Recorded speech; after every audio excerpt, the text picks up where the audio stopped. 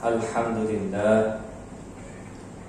Alhamdulillah sadaqa wa'da wa nasara 'abda wa a'azza junda wa hazama al-ahzaba wahda. Ashhadu an la ilaha illallah wahdahu la syarika lahu, lahul mulku wa lahul hamdu wa huwa ala kulli syai'in qadir.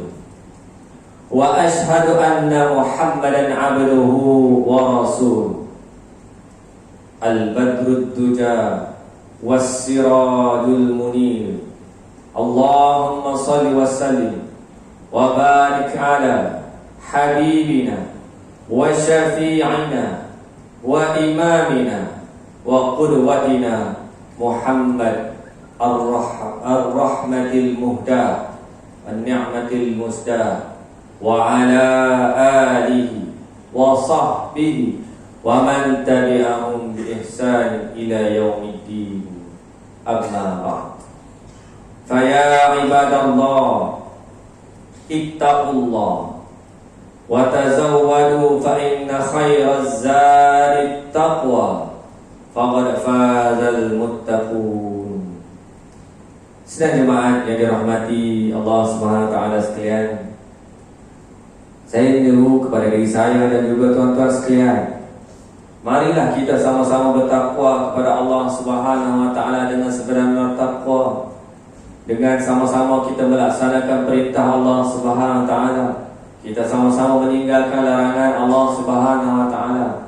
Mudah-mudahan dengan apa yang kita buatkan ini, ianya merupakan suatu bekalan untuk kita untuk bertemu dengan Allah Subhanahu wa taala di akhirat nanti. Mudah-mudahan kita akan berjaya di dunia dan berjaya di akhirat. Hadirin sekalian jemaah yang dirahmati Allah Subhanahu wa taala sekalian, Allah Subhanahu wa taala memberikan kita suatu janji yang tidak mungkin akan dimungkininya. Sebagaimana firman Allah Subhanahu wa taala di dalam suratul Hajj ayat yang ke-40. A'udzu billahi minasyaitonir rajim. Wa la yansurannallahu man yansur. Innallaha laqawiyyun aziz. Dan sesungguhnya Allah akan menolong siapa yang menolong agama, yakni agama Islam. Sesungguhnya Allah Maha Kuat lagi Maha Kuasa. Nabi Muhammad sallallahu alaihi wasallam adalah rasul yang diutuskan oleh Allah Subhanahu wa taala kepada umat seluruh dunia. Awal-awal lagi ketika diutuskan oleh Allah Subhanahu wa taala, baginda mendapat tentangannya hebat di Mekah. Kalau mengikut kepada suasana ketika itu, bagaimana mungkin Islam itu boleh tersebar ke seluruh dunia dengan tekanan, ujian dan cubaan yang dikenakan kepada Rasulullah sallallahu alaihi wasallam. Di awal lagi ketika di Mekah, baginda ditentang dengan begitu hebat. Ketika itu belum lagi berhadapan dengan kuasa-kuasa besar di seluruh dunia yang ingin bakal ditempuh sehingga hari kiamat. Allah SWT mematikan Abu Talib. Kemudian Ummul Mukminin Khadijah radhiyallahu anha, dua manusia yang sentiasa mendampingi, sentiasa melindungi Rasulullah sallallahu alaihi wasallam.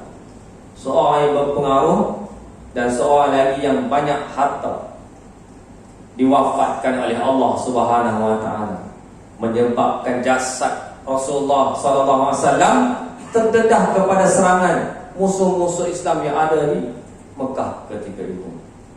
Di saat yang genting, saat yang dahsyat ketika itu, dikepung dari kiri, kanan, depan, belakang, atas dan bawah, Allah SWT menjemput Nabi Muhammad SAW menjadi tetamu pada malam Isra dan Mi'raj untuk menyaksikan alam yang luas ini, menyaksikan kerajaan Allah Subhanahu wa taala yang tiada batasannya, melampaui bumi, langit dan seluruhnya, dan menyaksikan alam yang alam-alam gaib, menyaksikan makhluk-makhluk yang dapat dilihat, yang tidak dapat dilihat, menunjukkan kebesaran Allah Subhanahu wa taala.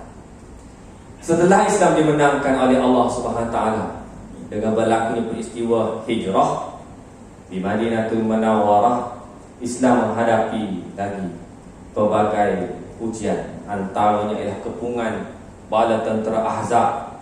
Apabila Ahzab, yakni kumpulan-kumpulan atau puak-puak ahli kitab dan golongan musyrikin menumpukan bala tentera mengepung Madinah untuk menghancurkan Islam. Mereka juga bertujuan untuk membunuh Rasulullah SAW dan pengikut-pengikutnya. Dalam keadaan umat Islam terlalu kecil jumlahnya ketika itu, sedangkan tentera Ahzab berlipat kali ganda, Allah SWT membinasakan bala tentera Ahzab. Kita boleh menyingkap helaian sejarah peristiwa ini berlaku, benar-benar telah berlaku. Para hadirin jemaah yang dirahmati Allah SWT sekalian, Allah SWT menurunkan Al-Quran Karim. Di dalamnya banyak kisah-kisah yang menarik, kisah-kisah zaman Nabi-Nabi zaman dahulu. Nabi Adam alaihissalam diutuskan Allah SWT sebatang kara, membawa Islam di bumi ini yang masa itu tak ada pengikut. Lalu dikembangkan zuriat keturunannya. Dilahirkan Nabi Nuh alaihissalam, berjuang 1000 tahun selanya dengan pengikut-pengikut yang sedikit. Orang mengatakan mustahil Nabi Nuh mencapai kemenangan. Setelah berjuang selama 1000 tahun, bila tiba masanya, Allah menenggelamkan mereka yang menentang Islam. Datang pula Nabi Ibrahim alaihissalam, seorang diri melawan Namrud yang memerintah dunia, yang akhirnya boleh mengalahkan Namrud. Bila tiba masanya, Ibrahim dihalau dari tanah airnya berhijrah ke Palestin. Namrud dibinasakan oleh Allah SWT dengan bala tenteranya, dengan hanya menghantar seekor nyamuk. Perkara ini dirakamkan di dalam Al-Quran. Allah Ta'ala menundukkan Fir'aun yang mempunyai berjuta bala tentera, menentang Nabi Musa alaihissalam yang bersenjatakan mukjizat tongkat dan lidah yang bercakap dalam keadaan gagap-gagap. Orang menganggap mustahil Fir'aun dapat dijatuhkan, tetapi apabila tiba masanya, Fir'aun dan bala tenteranya ditenggelamkan oleh Allah Subhanahu wa ta'ala. Begitulah juga Nabi Muhammad SAW diutuskan ke seluruh dunia, dan itulah pengikutnya yang menyambung perjuangan Rasulullah SAW terus menerus sehingga hari kiamat. Bila wafatnya Nabi SAW, berlaku kabilah-kabilah Arab yang murtad, keluar dari Islam. Hanya tinggal di Madinah, di Mekah, di Taif, Bahrain, serta sedikit kabilah-kabilah Arab. Sebahagian yang murtad disokong oleh dua kuasa besar dunia ketika itu, Parsi dan Rom. Allah Subhanahu wa taala mengalahkan golongan murtad dan menjatuhkan kuasa besar dunia Parsi, jatuhkan kuasa besar dunia Rom ketika itu. Islam memerintah dunia di 3 benua yang besar, memerintah di Asia, memerintah di Afrika dan sebahagian Eropah. Negeri yang luas dengan pemerintahan Islam yang adil dan rahmat kepada seluruh dunia. Allah Subhanahu wa taala melakukan pasang dan surut. Islam mengalami zaman surut. Tanah air umat Islam dijajah, ditakluk oleh musuh-musuh Islam sehingga ke hari ini.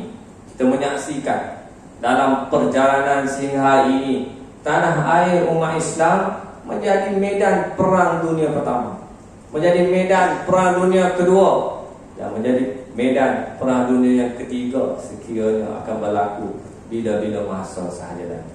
Di tengah-tengah kuasa besar yang berperang menggunakan senjata pemusnah, yang menang jadi arang yang kalah jadi abu. Tetapi Islam, cahaya Islam tidak akan dapat dipadamkan oleh Allah Subhanahu wa taala sekali-kali. Inilah janji Allah Subhanahu wa taala. Mereka yang beriman percaya kepada janji ini akan bersama dengan Islam.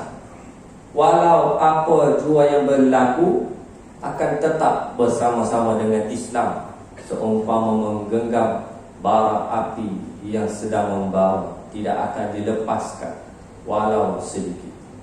Manakala mereka yang munafik atau orang yang lemah imannya dalam keadaan yang kelam kabut, marilah kita yakin bahawa hidup kita, bahawa mati kita ini akan bersama-sama dengan Islam. A'udzubillahi minasyaitonirrajim. Ya ayyuhalladzina amanu isbiru wa sabiru wa rabitu wattaqullaha la'allakum tuflihun. Shadaqallahul azim. Surah Ali Imran ayat ke-200.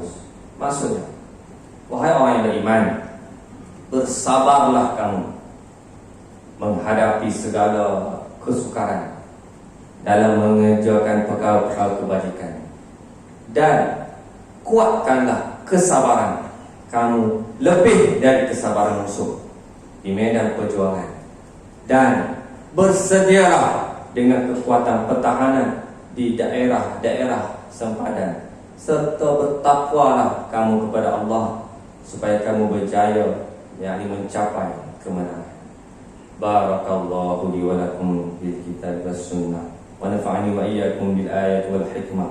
Aqulu qawli hadza wa astaghfirullahal azim li wa lakum wa lisa'il muslimin wal muslimat innahu huwal ghafurur rahim.